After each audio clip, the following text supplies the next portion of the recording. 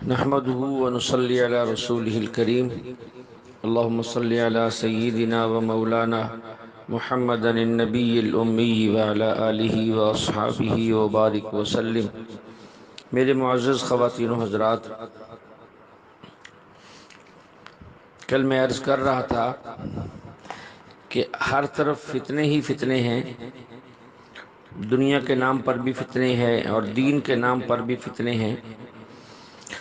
فتنوں کو سمجھنا مشکل ہے، دنیا کے نام پہ جو فتنے ہیں ان کو سمجھنا بھی آسان ہے، مقابلہ بھی آسان ہے، اور دین کے نام پر جو فتنے ہیں انہیں سمجھنا بھی مشکل ہے اور مقابلہ بھی مشکل ہے۔ اس لیے ہمیں چاہیے کہ ہم حذیفی مزاج رکھیں، اور اللہ کا شکر ہے کہ ہم حذیفی مزاج لوگ ہیں۔ حذیفی مزاج کا مطلب ہے کہ وہ مزاج جو حضرت حذیفہ رضی اللہ عنہ کا تھا۔ حضرت حذیفہ رضی اللہ عنہ صحابی رسول ہیں۔ ان کی خصوصیات میں سے ایک خصوصیت یہ ہے صاحب سر رسول اللہ، وہ آپ علیہ السلام کے رازدان تھے۔ وہ خود فرماتے ہیں کہ لوگ خیر کی باتیں پوچھتے تھے، میں شر کی باتیں پوچھتا تھا تاکہ اس سے بچا جا سکے۔ اس لیے ہم حذیفی مزاج ہیں، ہم فرقوں کے عقائد کے بارے میں معلومات رکھتے ہیں اور پھر خود بھی بچنے کی کوشش کرتے ہیں اور اپنے دوستوں کو اور مسلمانوں کو بھی بچانے کی کوشش کرتے ہیں۔ تو انسان کو حذیفی مزاج ہونا چاہیے۔ اب دیکھیے، کچھ باتیں وہ ہوتی ہیں جو انسان روزانہ پڑھتا ہے، روزانہ سوچتا ہے، روزانہ پڑھتا ہے اور سنتا ہے لیکن سوچتا نہیں ہے۔ فضائل اعمال میں شیخ الحدیث صاحب مولانا زکریا رحمہ اللہ نے ایک واقعہ لکھا ہے کہ حضرت عمر رضی اللہ عنہ کا معمول یہ تھا کہ مدینہ منورہ میں جب کوئی جنازہ لایا جاتا تو وہ پوچھتے کہ اس جنازے میں حضرت حذیفہ ہیں یا نہیں۔ اگر یہ بتایا جاتا کہ حضرت حذیفہ موجود ہیں تو حضرت عمر بھی وہ جنازہ پڑھتے۔ اگر حضرت حذیفہ اس جنازے میں شریک نہ ہوتے تو حضرت عمر بھی وہ جنازہ نہ پڑھتے۔ یہ کیوں تھا؟ اس لیے کہ یہ صحابی حضور علیہ السلام کے رازدان تھے۔ حضور علیہ السلام نے ان کو منافقین کے نام بتائے ہوئے تھے، اس لیے حضرت عمر یہ دیکھتے تھے کہ حذیفہ کس جنازے میں شریک ہے۔ تو یہ دعوت میری نہیں ہے، یہ شیخ الحدیث صاحب رحمہ اللہ فضائل اعمال کی دعوت ہے۔ فرق کیا ہے؟ ہم کھل کر بات کہتے ہیں، وہ کھل کر بات نہیں کہتے۔ ہم سیدھی سیدھی بات کہتے ہیں، مسئلہ سمجھانے کی کوشش کرتے ہیں۔ عقل مند انسان سمجھ جاتا ہے اور کم عقل انسان جو ہے وہ ہم سے جھگڑا کرنے لگتا ہے۔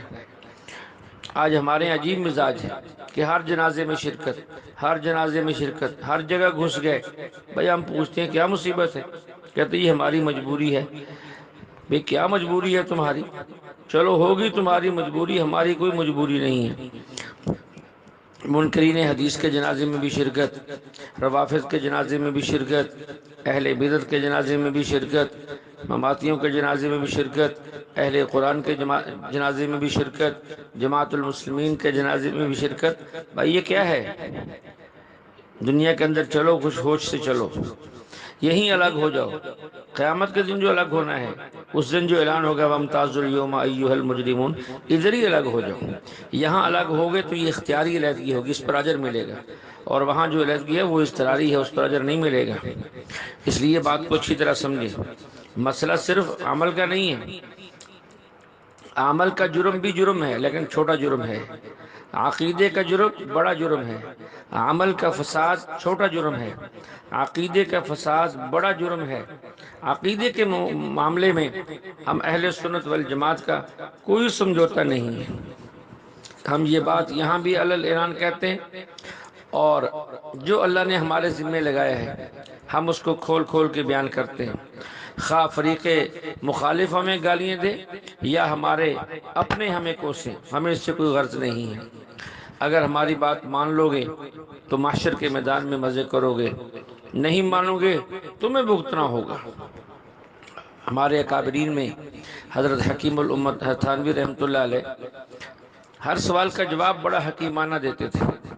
ایک شخص نے خط لکھا حضرت کو کہ میں نے داڑھی رکھی ہے، لوگ ہنستے ہیں، میں کیا کروں؟ حضرت تھانوی رحمۃ اللہ علیہ نے فرمایا کہ آج لوگ ہنستے ہیں اور تم پریشان ہو، کل قیامت کے دن تم ہنسو گے، لوگ روئیں گے۔ اس لیے ان کی پرواہ مت کرو، آج انہیں ہنسنے دو، قیامت میں تم ہنسو گے، وہ روئیں گے، لوگ کیا کہیں گے، یہ دیکھ کر زندگی گزارنا یہ مرد میدان کی زندگی نہیں ہے۔ خیر بات چل رہی تھی حضرت مریم کے واقعے کی کہ حضرت زکریا علیہ السلام نے حضرت مریم کے پاس جو پھل دیکھے اور پھر وہیں اللہ سے دعا مانگی، اور یہ کرامت تھی حضرت مریم کی۔ قرآن پاک اس کرامت کو بیان کرتا ہے۔ کون شخص ہے جو کرامات اولیاء کا انکار کر سکتا ہے؟ اس لیے کہ کرامات کا انکار تو کفر ہے۔ جن کرامات کا ذکر قرآن میں ہے ان کا انکار کفر ہے، اور وہ کرامات جو بسند صحیح پہنچے ہم سب اس کو مانتے ہیں۔ اہل سنت والجماعت قطعاً انکار نہیں کرتے۔ ہاں ایسے من گھڑت واقعات، من گھڑت کرامات جس کا کوئی ثبوت نہ ہو، کوئی صحیح سند سے ثابت نہ ہو، تو ہر بات کو ماننا جبکہ اس کی تصدیق نہ ہو، یہ تو ویسے بھی عقل کے خلاف ہے۔ تو حضرت زکریا علیہ السلام اللہ کے نبی اور مریم علیہ السلام اللہ کی ولی، نبی نے ولی کی کرامت کو دیکھا تو پھر کیا ہوا؟ ہنالک دعا زکریا ربہ قال ربی ہب لی۔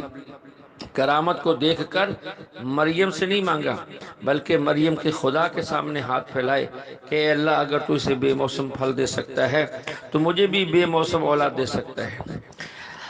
آج جھگڑا یہ ہے، عیسائی مریم سے مانگتے ہیں، ہم مریم سے نہیں مریم کے خدا سے مانگتے ہیں۔ ولی کی کرامت دیکھ کر ولی سے مانگنا یہ عیسائیت ہے، ولی کی کرامت دیکھ کر ولی کے خدا سے مانگنا یہ اسلام ہے۔ ہم سب کرامات کو مانتے ہیں۔ کون کہتا ہے کہ ہم نہیں مانتے؟ ابھی میں نے عرض کیا کہ کرامت کو نہ ماننا یہ تو کفر ہے۔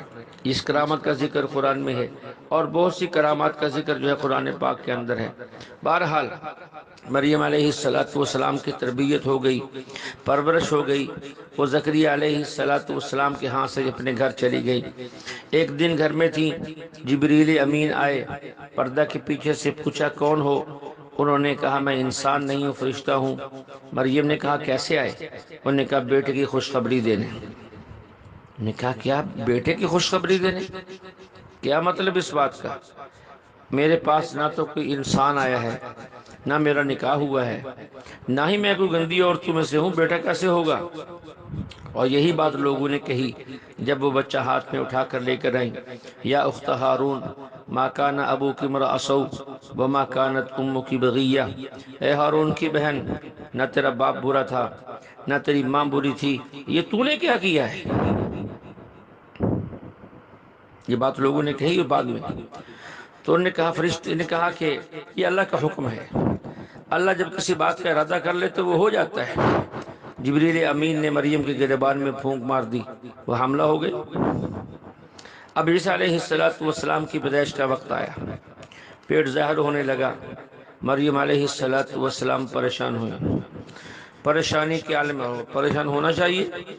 پریشانی کے عالم میں یہ کہہ رہی ہیں قالت یا لیتنی مت قبل ھذا وکنت نسیا منسیا، کاش کہ میں اس سے پہلے مر جاتی یا میں پاگل سی ہو جاتی کہ لوگ جو کہتے رہتے مجھے کچھ سمجھ میں نہ آتا۔ اللہ تعالیٰ نے ان کو تسلی دی کہ اے مریم یہ بچہ ہم نے دیا ہے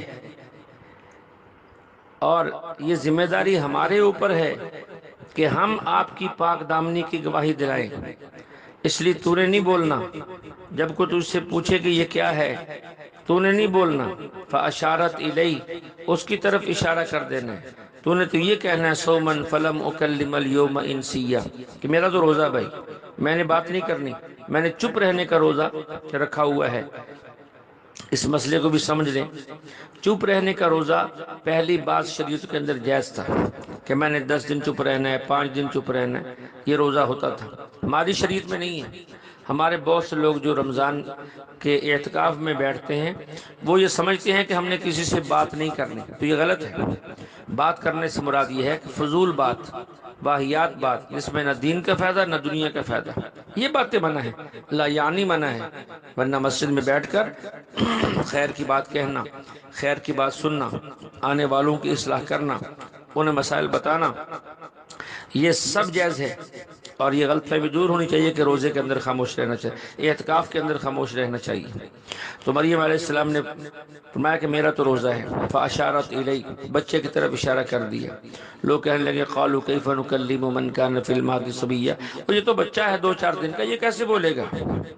ابھی یہ بات چلی رہی تھی کہ عیسیٰ علیہ السلام بول پڑے، قال انی عبد اللہ آتانی الکتاب وجعلنی نبیا وجعلنی مبارکا اینما کنت واوصانی بالصلاة والزکاة ما دمت حیا۔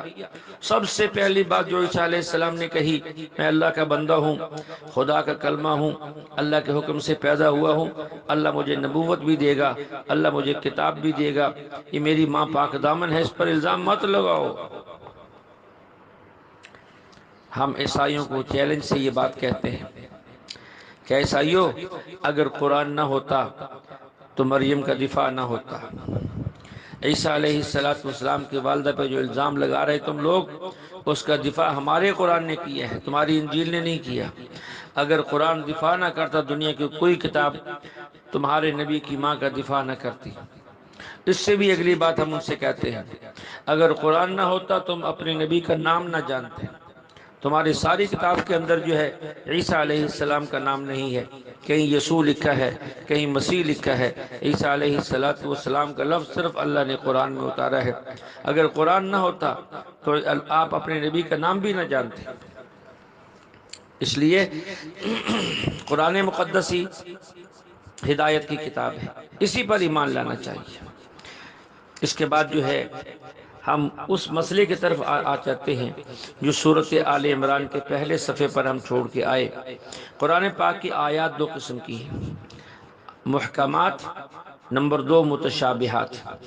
اللہ نے خود فرمایا هو الذی انزل علیک الکتاب منہ آیات محکمات ہن ام الکتاب واخر متشابہات۔ آیات 2 قسم کی ہیں، محکمات اور متشابہات۔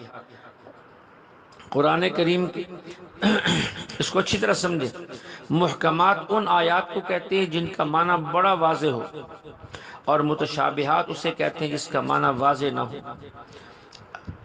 سورت کے شروع میں اللہ فرماتے ہیں الف لام میم اللہ لا الہ الا هو الحی القیوم۔ اس میں الف لام میم یہ متشابہات میں سے ہے، اس کا معنی کسی کو معلوم نہیں، صرف اللہ ہی اس کا معنی جانتے ہیں۔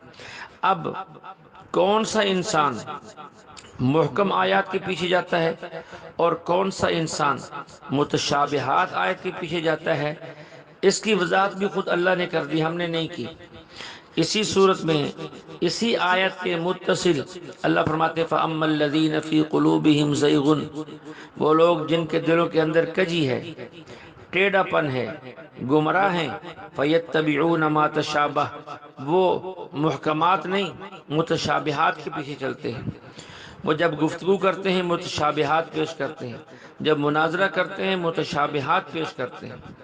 مگر وہ لوگ جن کا علم مضبوط ہے وہ ہمیشہ بیان کریں گے تو محکمات بیان کریں گے، متشابہات کے بارے میں صرف اتنا کہیں گے کہ ہم ایمان لے آئے، جو کچھ اللہ نے اس میں کہا، اس کا جو بھی مطلب مفہوم اللہ کے علم میں ہے بس وہ درست ہے۔ متشابہات میں بحث نہیں کرنی چاہیے۔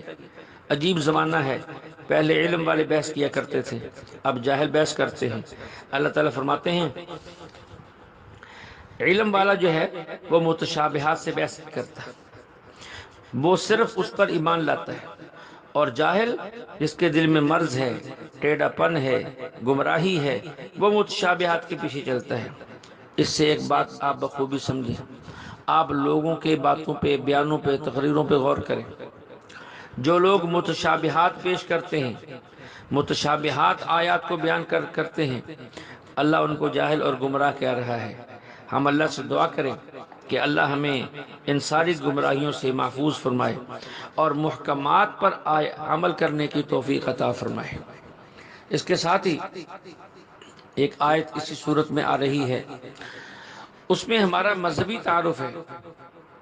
ہر جماعت کا اپنا نام ہے، کوئی اہل قرآن ہے، کسی نے اپنا نام گورنمنٹ برطانیہ سے اہل حدیث منظور کروایا، کسی نے اپنا نام کچھ رکھا، کسی نے اپنا نام کچھ رکھا، اور ہم اہل سنت والجماعت، ہمارا نام خود اللہ کے نبی نے رکھا۔ تفسیر در منصور علامہ سیوطی رحمۃ اللہ علیہ کی بہت جامع معنی تفسیر بالآثار ہے۔ لکھا ہے جب یہ آیت اتری یوم تبیض وجوہ و تسود وجوہ، قیامت کے دن کچھ چہرے سفید ہوں گے، کچھ لوگوں کے چہرے سیاہ ہوں گے۔ صحابہ نے عرض کیا یا رسول اللہ، جن کے چہرے سفید ہوں گے وہ کون ہیں اور جن کے چہرے سیاہ ہوں گے وہ کون ہیں؟ حضور علیہ السلام نے فرمایا جن کے چہرے سفید چمکدار ہوں گے ہم اہل السنت والجماع، وہ اہل سنت والجماعت ہیں۔ جن کے چہرے سیاہ ہوں گے وہ اہل بدعت ہوں گے، اہل بدعت کے چہرے سیاہ ہوں گے، اہل سنت والجماعت کے چہرے سفید ہوں گے۔ اب یہ بات پہ اچھی طرح ذہن میں رکھیں، اہل بدعت سے ہر وہ فرقہ اور جماعت مراد ہے جن کے عقائد اہل سنت والجماعت سے مختلف ہوں، جن کے عقائد اہل سنت والجماعت سے مختلف ہوں، خواہ انہوں نے اپنا نام کتنا ہی عمدہ کیوں نہ چن کے رکھ لیا ہو، اگر اس کے عقائد خلاف ہیں، اگر اس کا مسلک خلاف ہے اہل سنت والجماعت کے، وہ سب اہل بدعت ہیں۔ اہل سنت والجماعت کا معنی کیا ہے اسے بھی سمجھیں، اس کے اندر دو لفظ ہیں، اہل السنت والجماعت۔ سنت سے مراد پیغمبر کی ذات ہے، جماعت سے مراد صحابہ کی جماعت ہے۔ اب اہل السنت کا مطلب یہ ہے جو شخص حدیث پیغمبر سے لے اور حدیث کا معنی پیغمبر کے صحابی سے لے وہ اہل السنت والجماعت ہے۔ لفظ بھی صحابی سے لے، معنی بھی صحابی سے لے، وہ اہل سنت والجماعت ہے۔ اور ہمارے مولانا گھمن صاحب فرمایا کرتے ہیں جو بندہ لفظ تو صحابی سے لے لیکن معنی وہابی سے لے وہ اہل سنت والجماعت نہیں ہے۔ اس لیے ہم لفظ بھی الفاظ بھی صحابہ سے لیتے ہیں، معنی بھی صحابہ سے لیتے ہیں، ہم اہل سنت والجماعت ہیں۔ اس کی دو مثالیں عرض کر کے آج کے درس کو ختم کرتے ہیں۔ ایک مسئلہ نماز جنازہ کے بعد دعا، ایک شخص کہنے لگا کہ جی جنازے کے بعد دعا مانگنی چاہیے۔ میں نے کہا آپ کا کیا خیال ہے؟ کہتا ہے کہ بعض لوگ کہتے ہیں مانگ لینی چاہیے۔ میں نے کہا دلیل کیا ہے؟ کہتا ہے حدیث میں ہے، حضرت ابو ہریرہ فرماتے ہیں حضور صلی اللہ علیہ وسلم نے فرمایا اذا صلیتم علی المیت فاخلصوا له الدعاء، جب تم میت پر جنازہ پڑھو تو دعا اخلاص سے مانگو۔ دیکھو جب حضور علیہ السلام نے فرمایا کہ جب جنازہ پڑھو تو دعا اخلاص کے ساتھ مانگنا، جنازہ پہلے ہے اور دعا کا ذکر اس میں بعد میں ہے، دیکھو حدیث میں آ گیا۔ میں نے کہا بالکل آ گیا ہے۔ کہتا پھر کیوں نہیں مانگتے؟ میں نے کہا اگلی حدیث آپ نے نہیں پڑھی اسی لیے آپ کو دھوکہ ہو رہا ہے۔ حضرت ابو ہریرہ رضی اللہ عنہ خود حدیث کے راوی ہیں، وہ فرماتے ہیں کان رسول اللہ صلی اللہ علیہ وسلم اذا صلی علی الجنازہ قال اللہم اغفر لحینا ومیتنا وشاہدنا وغائبنا وصغیرنا وکبیرنا وذکرنا وانسانا اللہم من احییتہ منا فاحیہ علی الاسلام ومن توفیتہ منا فتوفہ علی الایمان۔ اللہ کے نبی علیہ السلام جب میت پر جنازہ پڑھتے تو دعا مانگتے، جب میت پر جنازہ پڑھتے تو دعا مانگتے۔ میں نے کہا کہ آپ کا کہنا ہے کہ حضور علیہ السلام نے فرمایا جب جنازہ پڑھو تو دعا مانگو، اس کا معنی بعد میں صحابی فرماتے ہیں اللہ کے نبی میت پر جب جنازہ پڑھتے تو دعا مانگتے۔ اب دعا جنازہ کے بعد ہے، بات تیری ٹھیک ہے، اگر جنازہ میں ہے تو پھر بات میری ٹھیک ہے۔ ایک بات پر قائم رہو، خود کیوں منع کرتے ہو؟ جب الفاظ صحابی سے لیتے ہو تو معنی بھی صحابی سے لو۔ یہی اہل سنت والجماعت کی دلیل ہے کہ وہ الفاظ بھی صحابی سے لیتے ہیں اور اس کا معنی مطلب مفہوم بھی صحابی سے لیتے ہیں۔ دوسرا مسئلہ، ایک شخص کہنے لگا کہ جی داڑھی کتنی رکھنی چاہیے؟ میں نے کہا ایک مٹھی رکھنی چاہیے، ایک مٹھی سے زیادہ لمبی نہیں رکھنی چاہیے۔ کہتا جی کیوں نہیں رکھنی چاہیے؟ میں نے کہا تم بتاؤ۔ آپ کبھی بھی اپنے ذمہ، عجیب بات ہے یہ جتنے اہل باطل ہیں یہ اس انداز سے سوال کرتے ہیں کہ دلیل دوسرے کے گلے پڑ جائے، حالانکہ یہ غلط ہے۔ دلیل اس کے ذمہ ہونی چاہیے، وہ دلیل لائے، وہ دلیل دوسروں سے مانگتا پھرتا ہے تاکہ اسے کوئی محنت ہی نہ کرنی پڑے اور ہم ایسے سادہ لوگ ہیں کہ ہم دلیل کے لیے پھر علماء کے پیچھے مارے مارے پھرتے ہیں کہ جی فلاں نے یہ پوچھ لیا دلیل لو، فلاں نے یہ پوچھ لیا دلیل لو۔ ایسا نہیں، اللہ کے نبی علیہ السلام نے ہمیں طریقہ سکھایا ہے کہ جو سائل آئے اس کے سوال سے ایک سوال نکال کر اس پہ سوال کرو تاکہ وہ دلیل دے۔ طریقہ یہ ہے۔ چلیں خیر، میں نے کہا جی فرمائیں اس میں کیا ہے؟ کہتا جی حدیث پاک میں ہے، اللہ کے نبی علیہ السلام نے فرمایا خالف المشرکین وفر اللحا واحف الشوارب، مشرکین کی مخالفت کرو، داڑھی بڑھاؤ، مونچھیں کٹاؤ۔ تو اللہ کے نبی علیہ السلام نے فرمایا داڑھی بڑھاؤ۔ میں نے کہا آگے دوسری حدیث تو آپ نے پڑھی نہیں ہے، ایک حدیث پڑھی ہے نا، الفاظ پڑھے ہیں، اب صحابی سے اس کا معنی اور مطلب بھی پوچھ لو۔ امام بخاری رحمۃ اللہ علیہ نے اپنی کتاب الجامع الصحیح بخاری کے اندر حضرت سیدنا ابن عمر رضی اللہ عنہ کا عمل نقل کیے ہیں۔ وکان ابن عمر اذا حج او اعتمر قبض على لحیته فما فضل اخذه۔ حضرت ابن عمر اپنی داڑھی کو جب حج کرتے یا عمرہ کرتے مٹھی میں لیتے، جو مٹھی سے بڑھ جاتی اسے کاٹ لیتے۔ میں نے کہا دیکھیے ہم معنی بھی صحابی سے لیتے ہیں اور الفاظ بھی صحابی سے لیتے ہیں، اس لیے ہم اہل سنت والجماعت ہیں۔ تم نے الفاظ تو صحابی سے لیے لیکن معنی صحابی سے نہیں لیا، اس لیے تم اہل بدعت ہو۔ ایک بندہ مجھے کہنے لگا کہ مول صاحب اس میں تو حج اور عمرے کا لفظ ہے، آدمی حج پہ جائے عمرے پہ جائے چلو کاٹ لے، اب حج تو بندہ روز روز نہیں کرتا۔